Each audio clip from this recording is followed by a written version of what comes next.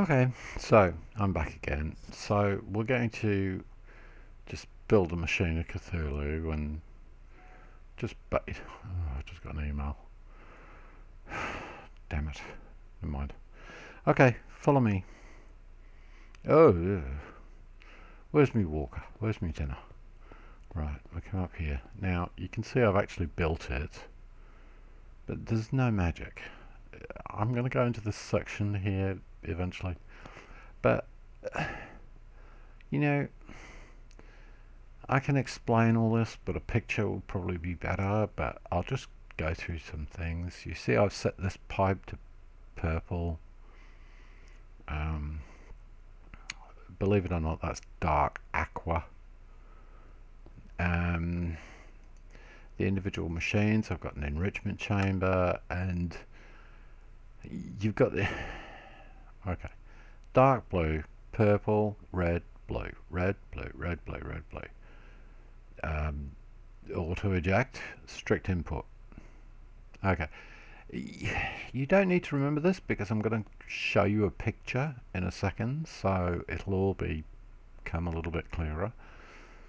If I can hit the escape key and move along to this one and do exactly the same thing. You see, it's just slight differences. Still auto eject on, strict input and whatnot. Now, if I back up and I put a bit of ore in here, you can actually see it go through the process. So I went through, changed it into dust, punched it into here, comes through as green, goes in there, and through the magic of the insane slowness of that, because I accidentally deleted it and then recreated it, and then suddenly found that I had no upgrades, it's as slow as buggery. But you can see there's an ingot going up there, and that ingot is going to go along and go down into that chest. And there's the other ingot. Okay, so yeah, there it goes. It's Machine of Cthulhu, right? It's pretty basic, it doesn't do squat. But to make life interesting, what I'm going to do is I'm just going to hit the escape key and drag a omnigraphal drawing that I've done, which just kind of explains how this lot sticks together. Now, just so you're aware, there's power. These things are powered. They have to be. You can see, right?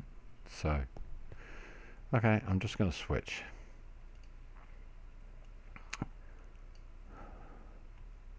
So you can see here we've got the chest, we've got the logistical sorter. See, I've got an Ordict for dark blue, I've got an Ordict for dark green for dust, and I've got one for ingots which goes to dark aqua. So there's the chest, there's the logistical sorter, there's the enrichment chamber. So here's the display, so you can see how it works. There's the energized smelter, so you can see how it works. And this one is dark aqua, which is why it goes out here. These two are purple. This one's dark red, dark green, red, blue, red, blue, red, blue, red, blue. Output purple, so it goes back down here. So that's just kind of a drawing to just kind of explain how this little stupid waste of time machine actually physically works. Now, if anybody's even remotely interested, I can actually put this out as a PDF and put it on my website, but for the purposes of the game, it's not really relevant. That's what it looks like in reality. Now, what you do with what turns up in here is totally up to you. Now, you'll notice that I didn't turn this on because there's bugger all ores, because we've not been doing... Oh, okay, there's emerald ore.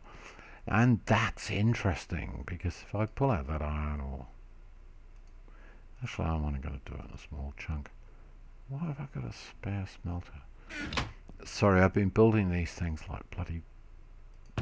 Yeah.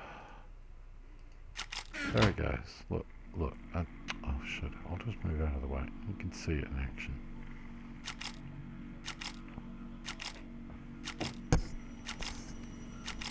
fascinating. Absolutely fascinating. Seconds of fun for the whole family. You'll notice no upgrades, which is why it's so bloody slow.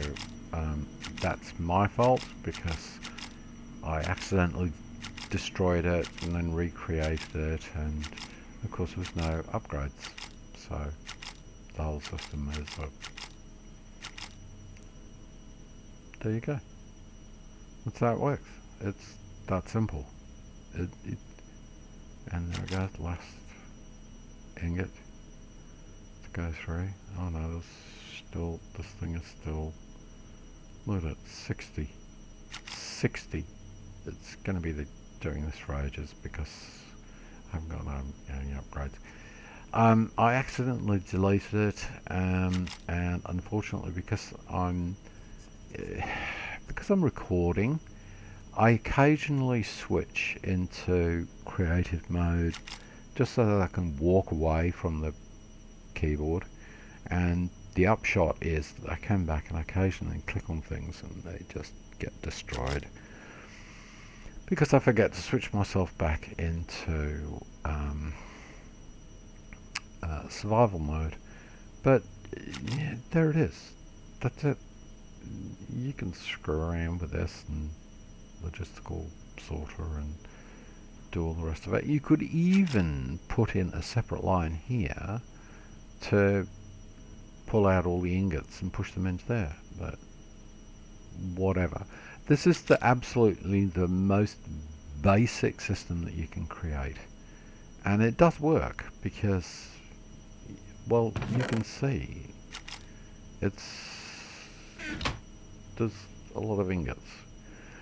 Now, not all, I just need to see this all star doesn't always work. There are, sorry, I'm choking to death here. I've got all star on this Audict. Well, the thing is that works fine for dark iron ore, silver ore, gold ore, blue topaz, a bunch of ores, but some of them don't, because some of them don't actually produce ingots. They produce gems and dust. So what you'll have to have is, in here, you'll have to have item stacks or audicts that slurp up gems. You see, I've just got this one, Audic Dark Aqua. If I escape, and it's Dark Aqua over here, right? So yeah, that's going to pick up ingot star. Well, sometimes it's gem star, sometimes it's dust star, sometimes it's nugget star. So you're going to have to play around to find the perfect mix that fits your particular requirements, but basically that's it. It's that easy. And god damn it, this thing is going to go forever. I'm not going to bother waiting because I accidentally destroyed it and I recreated it, and of course I'm not into going into creative mode and just giving yourself a bunch of upgrades. It's just, no, I'm not going to do that. So consequently this one's upgraded to the 9s, this one has bloody nothing, so that's why it's so slow. So I'm going to go downstairs, do a wrap up. I hope that just drag this across again. I'm just going to leave that there for the moment because it's, yeah, there's your logistical sorter. There's the configuration for the enrichment chamber. There's the configuration for the energized smelter. And there's the dark aqua going into the chest, and there's the purple output, which is specified there and there. And because you're specifying strict input there and there, it'll only pull in just exactly what it requires, and you always go red, blue, red, blue, red, blue, red, blue, red, blue. We all know this, right? And I just happen to choose purple. Vagrant tends to use black, but whatever. Whatever you choose. But it's critical to get all this lot set up in the logistical sorter, because otherwise stuff just doesn't go into the right spots and you get confused. Oh, and some people have mentioned that I don't have a, over here I don't have a precision sawmill, and it's like, why? Later, because precision sawmill over here, that's, no, you don't need it. You don't need it. You just don't bloody need it.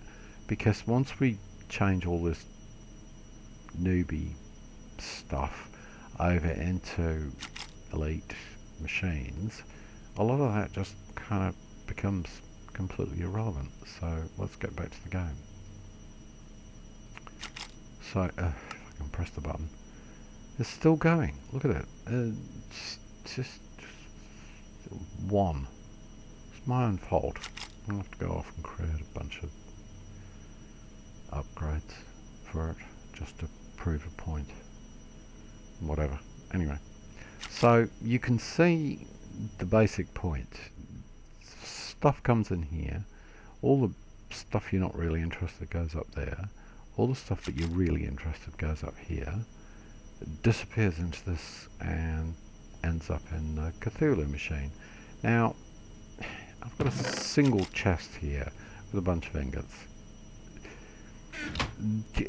The next logical step is to start adding sorters and adding columns of barrels and whatnot. And frankly, when you do that, you end up with this. You end up with this. And do you really want this? Seriously. I mean, look at it. Just look upon my works and despair. And I don't mean that in the original sense. I mean literally despair. It is horrible. This has to go. It's all gonna go. It's a bunch of rubbish. I'm gonna get rid of it all. But I wanted to show how you set up a basic process. It's as slow as buggery because that hasn't upgraded. You can do the same thing with crushers. And oh, by the way, I left gaps. I've got gaps all over the place. Don't actually really need those. I'm doing it for the demonstration purposes. It's not really needed. Anyway, so there we go.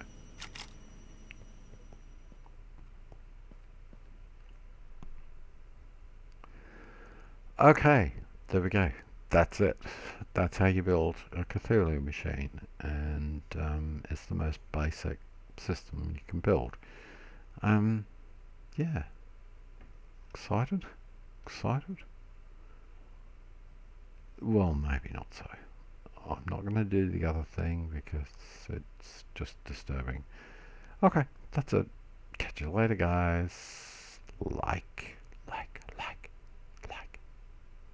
Trying to do the subliminal thing here. It's obviously not working. Perhaps that noise in the background will. Like.